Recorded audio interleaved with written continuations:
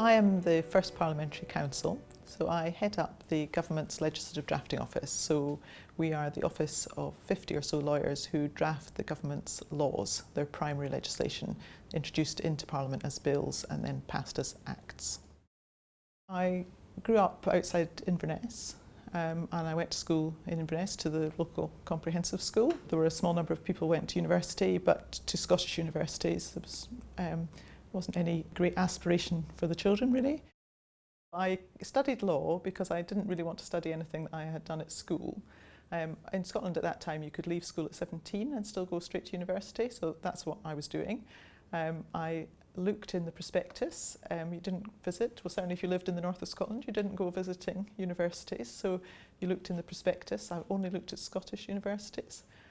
Opened up the prospectus, saw law, mostly it was pictures I think and a little bit of information, and I thought, well that looks quite interesting, I'll go and study that. As I finished university I was destined to go and become a solicitor, that's what I wanted to do. I had no great burning desire to appear in court, never have had. I always thought I would be a high street solicitor or maybe a Edinburgh solicitor, and I went and did my traineeship with W&J Burness as it was then, which was a sort of large firm by Scottish size, but when I came to London of course I realised it was a tiny firm. I came to London not because I had any burning desire to come and work in London, but I was getting married, so my husband was already working here.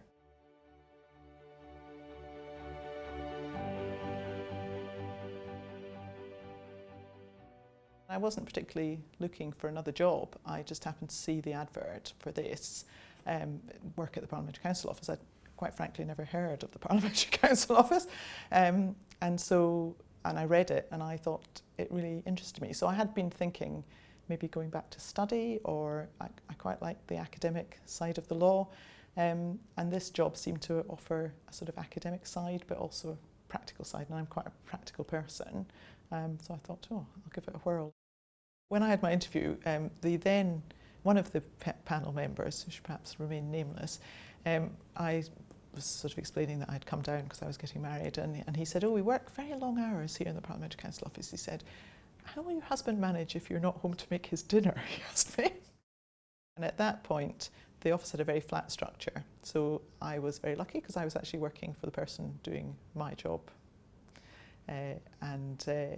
I got to go to all sorts of really interesting meetings with him. He was very generous with his time. I spent a lot of time sitting in his office while he drafted. That was very much the way then, sort of at your the knee of your senior and watching what they were doing and making comments. And so I spent a lot of time. He smoked cigars in the office, as you did then. I used to go home with a sore throat. I wonder why. It's because I was sitting in the office inhaling cigar smoke. But he was a very lovely man, and he taught me a huge amount, and he was very good about involving me in things. And I had 2 little private members' bills that first year that I got to lead on, and that was incredibly exciting. And I sat at the table at the Cabinet committee meeting to take these bills through, and it was, how more exciting could it be, really? On the whole, I think the quality of what's produced by the office is remarkably high, but at the same time it's not just us. We're working on instructions from solicitors, and they're working with their policy colleagues in departments, and everybody is looking at the bill, everybody is testing the bill. Then when it goes into Parliament, the whole world is testing the bill. So you'd hope that that process of preparation, and then probably it takes the best part of a year to go through Parliament, that any real howlers in terms of mistakes would be picked up. One of the very exciting things about the job is that most nights you go home and you switch on the television and you know quite a lot about half of the items on the news for one reason or another, and it is an exciting thing to be involved in. So I worked full time after I had my first child, and then after I had my second child, the First Parliamentary Counsel had been out to Australia and had seen that the offices there offered part-time work, and so decided that they would offer it, which was great. A colleague and I went part-time, which was great up to a point, except I really did full-time work for part-time pay.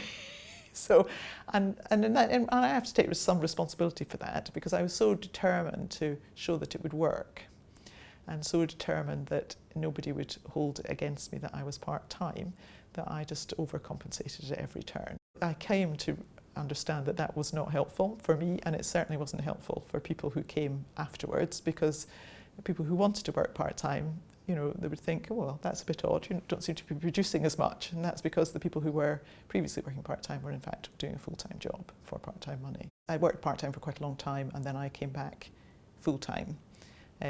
And for a while my husband and I both worked full-time, and then that didn't really work for us, so he went part-time.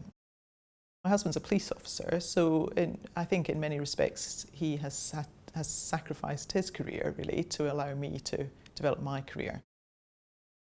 He has worked a restricted hours contract to enable me to do the job I do, and the hours have been really gruelling at times over the years. I ran the finance bill for quite a long time, and that's a very, very gruelling job, very long hours. So yeah, I have had the support at home, definitely that's made the difference.